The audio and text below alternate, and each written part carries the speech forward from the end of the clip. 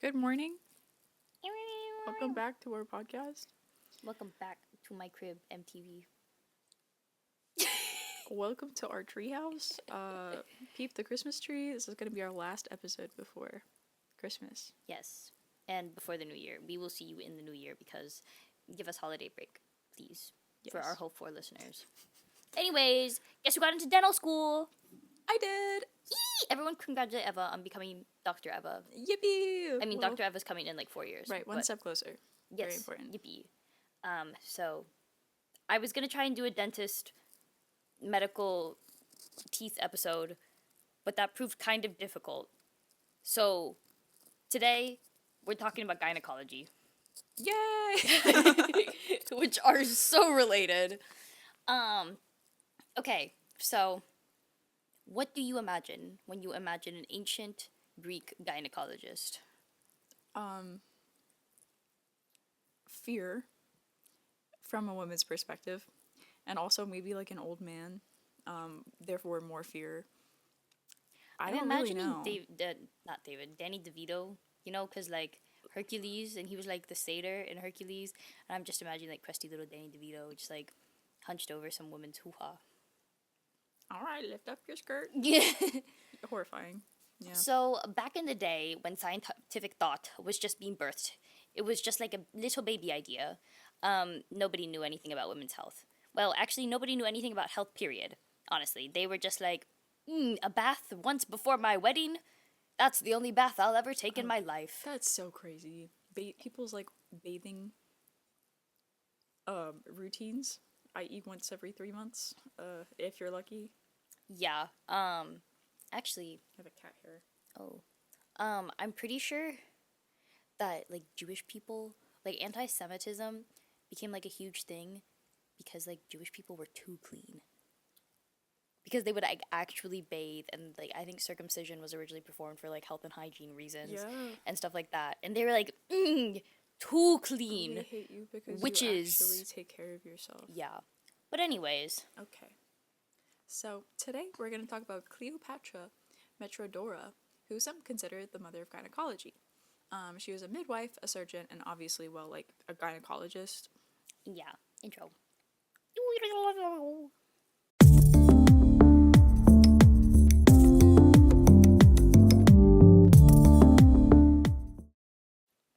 Okay, so Metrodora's personal life is not well known. Honestly, most of Metrodora's life is not known at all.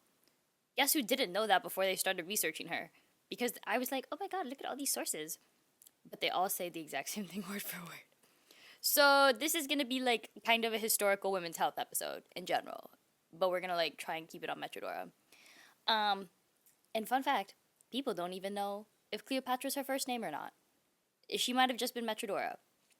And they don't know if there was another Cleopatra physician or if they were like they just thought that like Cleopatra was like parading around pretending to be a physician, which seems unlikely. That one seems really unlikely. Yeah. But a lot of people just call her Metrodora. Sometimes they'll be called Cleopatra Metrodora. But for this, we're gonna call her Metrodora. And it's assumed that she lived sometime around 200 to 400 AD or BC. No, CE, Common Era. That's it. But more likely 200 AD or CE. She's thought to have been born in Egypt to a very wealthy family, but spent much of her life in Greece, or maybe Rome. We don't really know, honestly. Some say Greece, some say Rome. Who knows? But her name, Metrodora, translates to gift of the womb, Oh. which is fun because she like became a Yeah. gynecologist, and like her parents obviously didn't know that when they first birthed her and named her. But if you like actually genuinely translate her name like word for word, it literally means uterus gift. Yeah, so Dora's gift, Metro is uterus. Gift. Just So in the- it's literally uterus gift. But gift of the wound sounds a lot nicer. Yeah, it does. Gift in the spirit of Christmas. That makes no sense, but that's okay. So, unlike ancient Greece and Rome, women in ancient Egypt were actually like allowed to learn. In fact, law decreed that women were equal to men when it came to education. In ancient Greece and Rome, women were typically treated as like second-class citizens. Eek. especially when it came to schooling and specifically medicine, which Greek men believed was, and I quote, a divine science derived from the gods. So, like, Julius Caesar, like, the guy in the play who was actually a historical figure, but he got, like, et tu, Brute? Do you know that? I do. I Oh, actually okay, really okay. liked this. Oh, okay. Oh, splendid. Okay, sometimes I Yes. just think I'm talking to myself. Sometimes, but not today. But he got, like, stabbed by all his, like, closest friends on, like, the Ides of March. Honestly, there's an Ides of every month. The 15th of every month is an Ides. Yesterday was an Ides. Oh, wow. The Ides of December.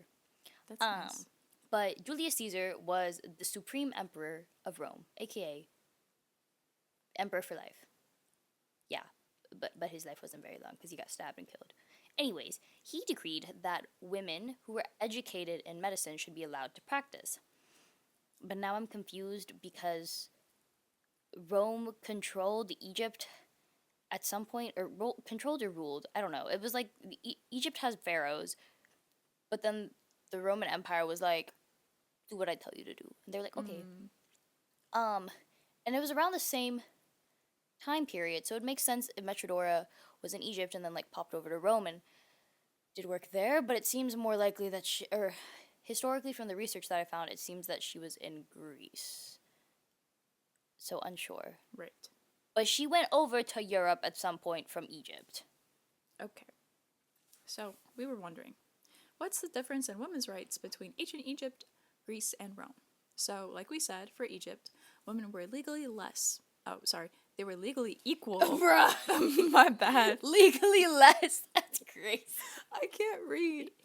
Women were legally equal with men, and if anything, prejudice was mostly based like socioeconomically, based on like status rather than gender. However, women typically didn't hold jobs and were generically identified by their husband or father, where men were identified by their rank. So like women, Oh my gosh. women would be like, oh, like I'm that person's daughter or I'm that person's husband. It's Whereas men would be like, oh, I'm the general of this. Oh, I'm the merchant of this. I sell this. I don't know why that like really reminded me of like the part in like, is it The Handmaid's Tale where like they can't spend money anymore, but like their husband can? Like their husband can have all like the bank accounts and stuff and the credit cards, and you're like, oh, I want to buy this apple, and they're like, where's your husband?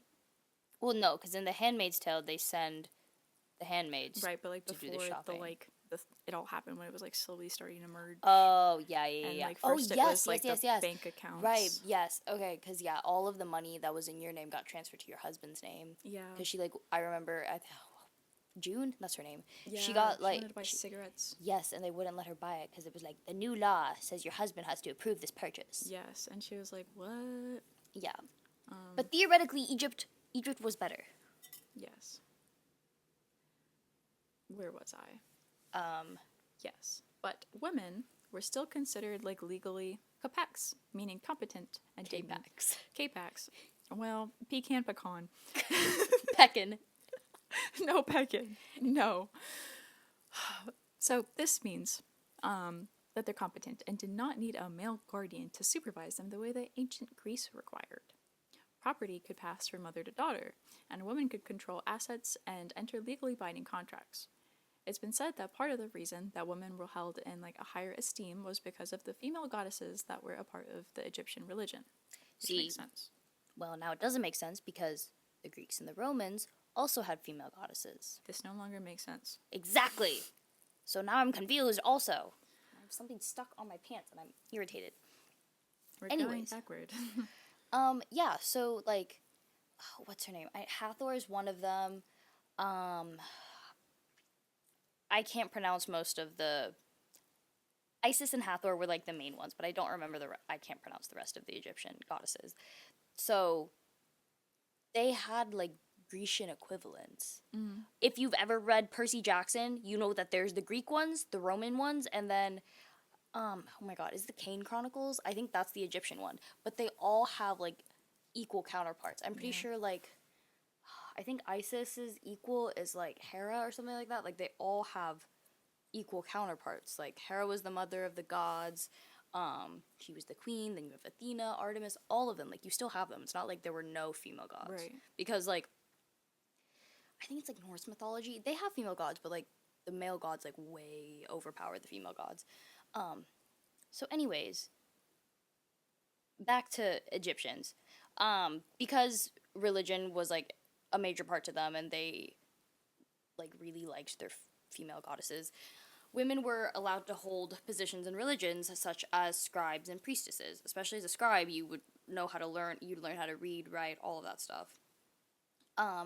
And for most non-noble people, women were absolutely free to choose their husbands rather than be forced into a marriage of their father's choosing. Obviously, this didn't apply to nobles or pharaohs, and I mean, like, that wasn't specifically for women. It was just like, if you are a noble or a pharaoh, you marry for political power, regardless of like you're a man or a woman. Right. Also, divorce and remarriage was very common in ancient Egypt, and a man or a woman could initiate divorce. And it could be on any grounds. Like, it was just like, I don't like that you snore. Divorce. Okay. Yeah, like, literally, they had no issue with it. Basically, they were roommates that just had kids. That's, like, pretty much what I found that they saw marriage as. Yeah.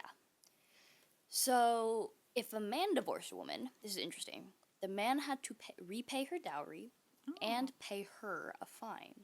But if a woman divorced a man, no fine, no nothing, just freedom.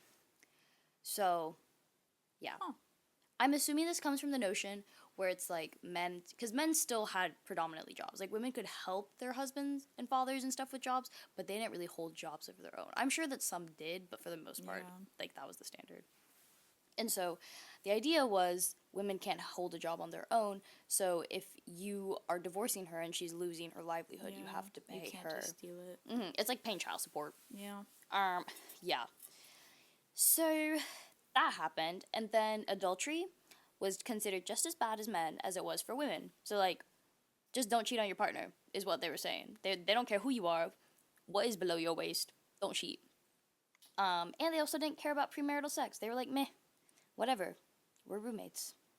They seem like pretty decent. Yeah. Yeah. Right. So like, why do we care? Well, one, it's kind of cool, and two, we're going to talk about how the ancient Greeks and Romans treated women, and you'll see how much of a difference there was. And that is why it is interesting that Metrodora decided to practice in Greece instead of Egypt. Both Greek and Roman societies were extremely patriarchal. Let's start with the Greeks. Women could not participate in politics, they could not own land, and they could not inherit property. Like Cleopatra and Nefertiti are common, powerful Egyptian queens and pharaohs. But I don't think I could name like a single ancient Grecian queen that doesn't come from mythology. Again, unlike Egyptian mythology, where goddesses were revered, in Greek mythology, goddesses were often villainous or pitted against each other. Rape and sexual violence against women in Greek mythology was extremely common. Like, how many girls did Zeus impregnate via cow, golden shower, etc. on poor, unsuspecting maidens? I remember, like, reading something about this, and I was like, as, like, a 12-year-old, like, what? I had so many books on Greek myth. I was, like, mildly obsessed with Greek mythology. Mildly is not even a right. I'm still obsessed with Greek mythology. It's just really cool. It's very interesting. Zeus is weird. Yes, Zeus is very strange. Yeah, that's all you get from that. Yes, and that's like not to say that gender violence didn't occur in Egyptian mythology, but it like wasn't to the same extent, and in fact it was like very rare in comparison, especially to like Grecian mythology. Like, it was considered bad. Like if it happened, it was like, right. Oh god. Versus it being like, oh, this happened and then that happened and then this also happened here and then Zeus did this and it was just like almost normalized. When Zeus does that, it's just like, oh well, you have a child now. And they're like, well, maybe you should like consider being like grateful because it's Zeus and he's a god. Yeah. There's something like wrong with that. Obviously, if you can't see that, go seek help. But so most Grecian women did not receive an education and were forced to marry very young.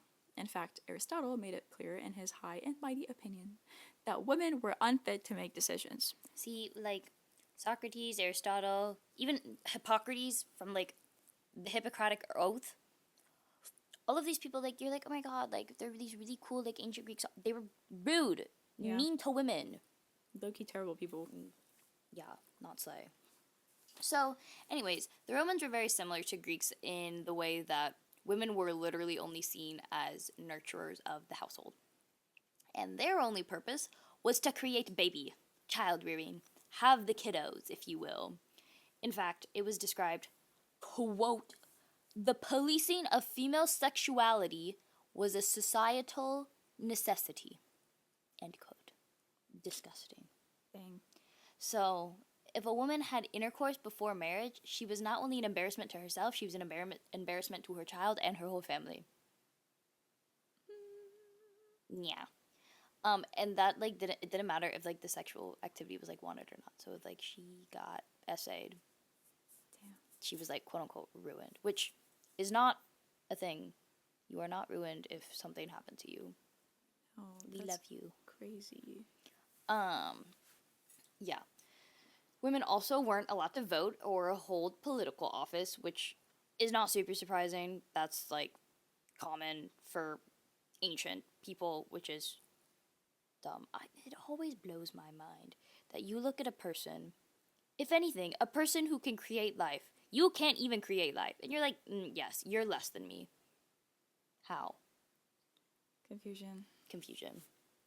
But yeah, again, with like political office and stuff like that, they couldn't do any of that. But they could own property and they could at least influence business. So if like they couldn't be like, oh, I'm buying this, like I'm trading this, but they could be like, if you don't do what I tell you to do, I kill you.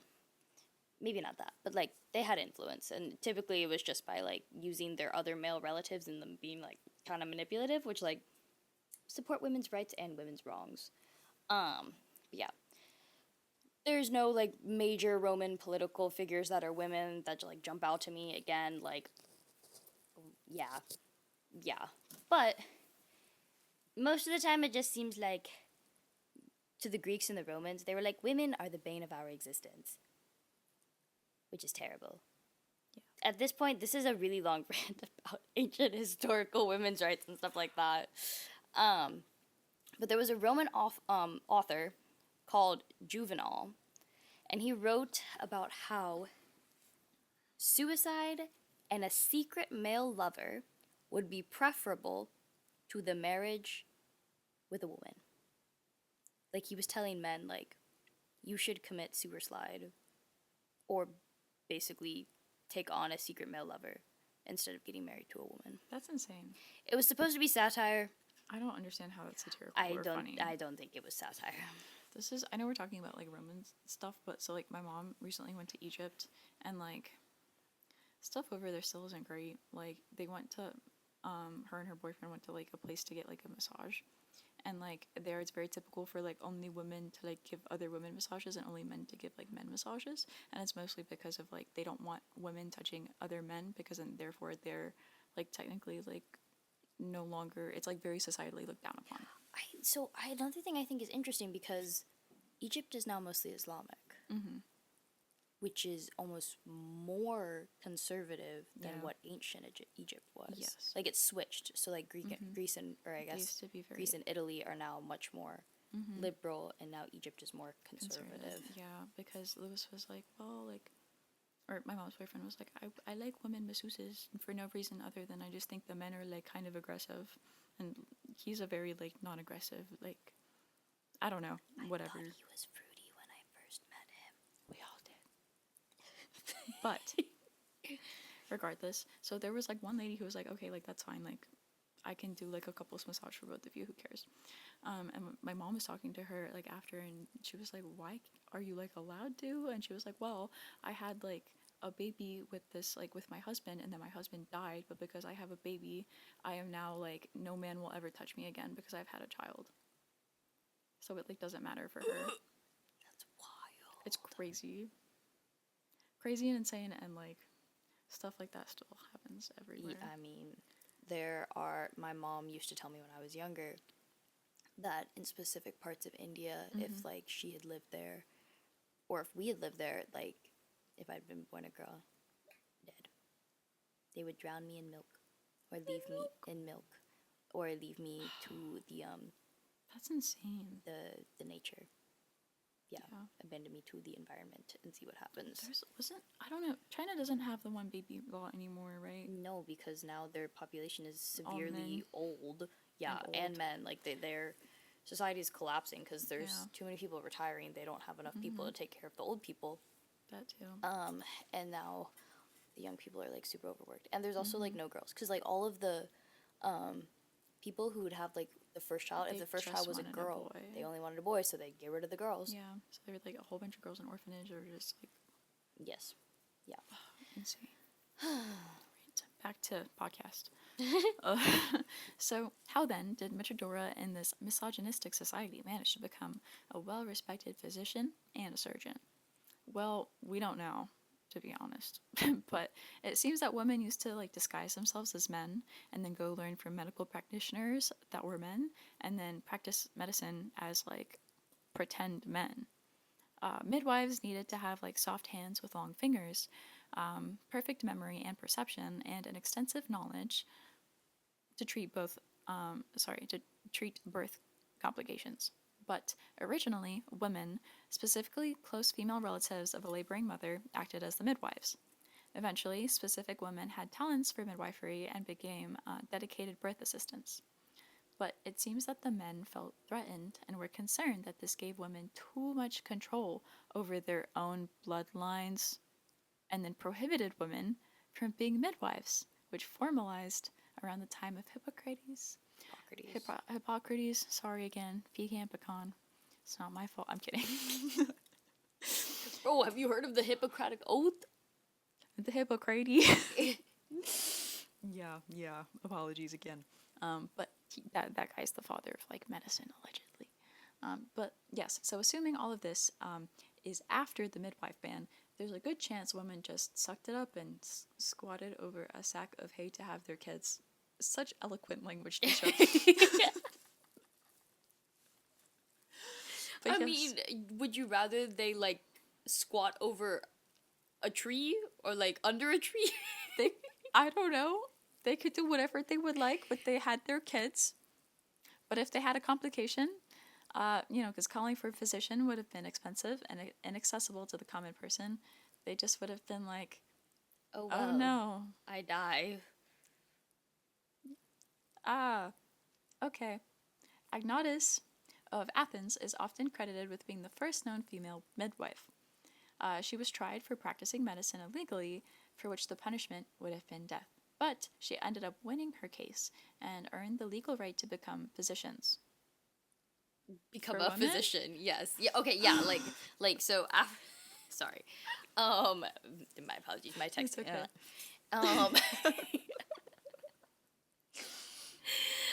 Basically, Agnotis, I don't know. Yes. It's ancient Greek. Also, we don't even know if she's real or not. This might just be a story. A lot of the stuff with ancient Greece, it's like Helen of Troy, don't know if she actually existed. I would like to believe. Hecuba of Troy, don't know. Actually, Hecuba might be a goddess. Anyways, a lot of these people, we don't know if they even really existed. But theoretically, Agnotis was the first female midwife. And she was like, I'm going to learn how to do medicine because I want to. And they found out that she was a woman, that she was doing medicine. She was like Mulan. But instead of Mulan, where they just like leave her to heal, they were like, we kill you. And basically, what ended up happening is she was like, why are you letting your women die when I can help them? And I can help them better than you can. They were like, you know what, she has a point. And so they let her live, and they were like, you can be a practicing physician. And then they would let other women, quote unquote, become doctors. But the issue was, it's like, oh, women can become doctors, but how are they going to become doctors? Because women still couldn't receive an education. They still couldn't, get an education. They couldn't learn medicine unless a man wanted to teach them, and a man wanting to teach them was very unlikely. So like nowadays, like we have the issue. It's like, oh my god, everyone needs doctors. We need doctors. Become a doctor. We need, except for it's like $5 bajillion to become a doctor or a dentist in Eva's case. Yippee. Matter of fact, more money. Yeah. And it's super, super expensive, and people are like, we need more doctors. Why are there not more Why are you making the process so expensive? Why is it so inaccessible? I'm not saying you don't need to be smart to be a doctor. Obviously, you need to be smart. You just don't have to be rich. But yeah, same thing happened back then. Right. They were like, we need doctors. Where are our doctors? Oh no, Oh, look at all of these eligible people. Oh, we don't want you. we're not going to teach you. We're not going to show you anything. For real. So Metrodora comes in and she's like, I'm going to write a textbook. So she actually writes the first known medical textbook that we can like have history records of. That's the first one written by a woman. It's called The Diseases and Cures of Women. It was 63 chapters long, written in alphabetical order, which is really uncommon for the time because it's not like they could just go back and delete something. They would just have to like start rewriting. I'm imagining she like had a plan, like she had a draft, and then like went and wrote it after that. I'm not imagining she just sat down and started writing the whole book front to back. Because when I was little, that's what I thought people did, and tried to do, and failed. When I was like 7, I used to try and write books a lot when I was little. I wrote a whole like spin-off on the Magic Treehouse series. I loved the Magic Treehouse series. Let me read it. I don't know where it is, but I'll ask your mother. yeah, we like bound the book and everything too. Ooh, I bet she has that. She has everything. But yeah, Metrodora also wrote a book called On the Uterus, Abdomen and Kidneys, which is a interesting combination of organs. But it basically described the ailments of women in very great detail, and she actually wrote a lot, but like her contemporaries like didn't acknowledge her. Like all of the other like male physicians that were working at the time, like writing and recording what they knew about the human body, Metrodora was existing and writing and talking with all of them, but they didn't record her. Like they never cited her. They never did anything. So yeah, where'd she go? Disappeared. Part of the reason why we don't know anything about her. But there's a 263-page manuscript that's believed to be a copy of one of her books at the Laurentian Library in Florence, Italy. And she it presents herself as like a very highly educated woman. She loved science. She was really outspoken, and that's like low-key one of the 3 records that we have of her. But we do know that she used her own tools. She used methods. She had her own practice. And like designed a bunch of stuff, created up things. Like she was like an inventor, and she did a lot of really cool things. And she deserves to be acknowledged, even though we don't know much about her. Very true. So she used a lot of gynecological and Gynecological? yes, and surgical tools such as probes, speculums, forceps, scrapers, and scalpels. She had methods of determining a fetus's sex. She even had treatments for, can you pronounce this? Menorrhagia.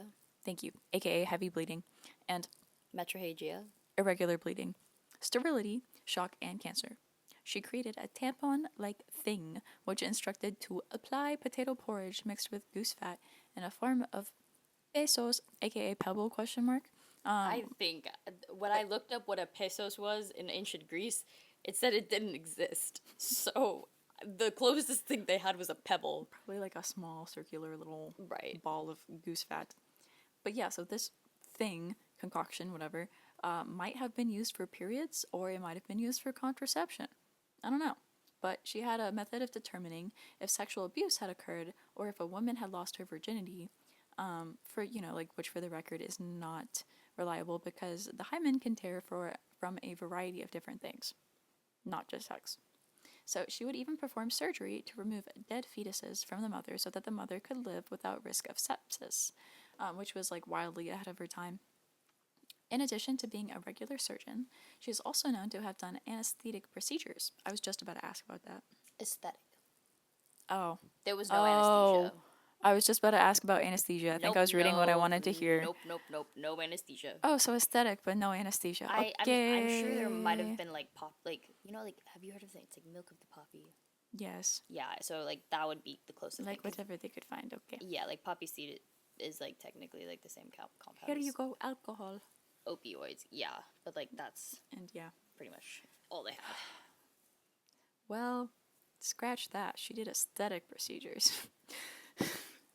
Aesthetic, how you ask? Well, she was developing a way to reconstruct the hymen. Because virginity was such an important part of a woman's livelihood back then, which was terrible. But like, it's insane that she was able to do that with the tools available. I just need a moment of silence for that. Yeah, A hymenectomy. Well, actually, a hymenectomy would be the removal of a hymen. Yeah, So the I don't- opposite. A hymen reconstruction. Yeah, What's hymen. what's putting something in? I know ectomy is coming out, but what's I coming don't- in? I think that's a typical surgical like procedure name. Hymen replacement. Guys, today some woman. This is our podcast episode name: hymen reconstruction. DIY hymen recon. No, please. Okay, so today when we were at work, Emma was following me around, and there was this woman, and she was like, "I'm getting my hip replaced on New Year's Eve," and I was like, "Oh, I'm so sorry for you." Her face fell. She was so excited to get her hip because, like, you know, like when you need a hip replacement, you're usually like in pain. And you're like, man, once I get this over with, I know it's a surgery, but then I'll be able to walk again. I felt bad She that had she was. her little walker and I everything. didn't realize. I realized afterwards. Actually, I didn't even realize she had a walker until you said it right now. They were very sweet though, and I They don't think were she was sweet. offended. I but hope not, because I was like, wow, that would suck that you have to go to surgery on New Year's Eve. I mean, yeah, Like it's- ringing in the new year unconscious. at least she'll be able to walk again. I didn't realize. But yeah, nobody likes going to the surgeries. Medical school, let me in. I'm sorry, I have better people skills than this. I have better situational awareness. Anyways. Yep. I mean, the rest of it was wonderful. Back to the hymen reconstruction. Okay, let's not talk about that anymore. But we can talk about other reconstructions, like facial surgeries and like a boob job. A boob job. A boob job. She did boob jobs. She did boob jobs without like true anesthesia. Without true anything. What is she putting in the boobs? Goose fat. I don't know. What is she? Guys, Eva and I, and by Eva, I mean I've had this idea for years where like you can just Venmo each other boob, where if like one person doesn't have boob and the other person does, you just like suction the fat out of one person's boob and then suction it into the other person's. You know, like after you go through medical school, I need you to like re-comment on this video. To be like, this is feasible. Like this is like the dumbest thing I think I've ever said. You know? These are gonna be really great for us to look back on in a couple of years. But like, what was she putting in the boob? Because saline didn't exist. There's no such thing as implants. Dude, do you think she was actually accidentally like killing people by giving them boob jobs? Maybe, yeah, probably. Probably. But like, at least they looked hot for like their like For like 3 12 months. years of life. Oh. I mean, it's not like they Yeah. lived very long anyways back then. This is so unfortunate. Like 24 was considered old. We should move on. Okay, so in 2023, the Metrodora Institute, named after the Metrodora, opened in Salt Lake City, Utah, and was supposed to be a medical and research center for neuroimmune axis disorders, which I have honestly never heard of in my life. But apparently it includes like endometriosis, long COVID, and Oh, POTS. well, we've heard of those. I have, but I am confused what the relationship between those are, because typically those are like considered like autoimmune adjacent. Right. Anyways, it didn't last very long. They closed earlier this year. But regardless, after so many people forgot her, we decided that we remember. We didn't decide. We remember Metrodora. decided. Anyways, she was an ancient physician, and her words still echo across the centuries. In a world where women's bodies are often misunderstood and ignored, Metrodora wrote with clarity, precision, and compassion. Her legacy is not just found in the remedies that she recorded, but in the perspectives that she brought to medicine.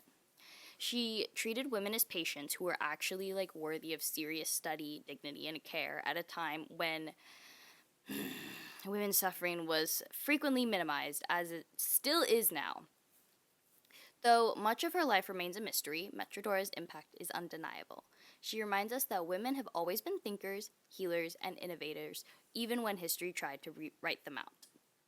As we look to the future of reproductive and gynecological health, Metrodora invites us to honor the past, listen closely to women's voices, and continue a long tradition of healing with knowledge, empathy, and respect. And that was the very eloquent ending of our very all over the place wild podcast, because it's the holidays and all of us are just Yes, have happy holiday, whatever you celebrate, and we will see you in 2026. Happy Hanukkah, Merry Christmas, Happy Kwanzaa, Happy 7 Fish Feast. Goodbye.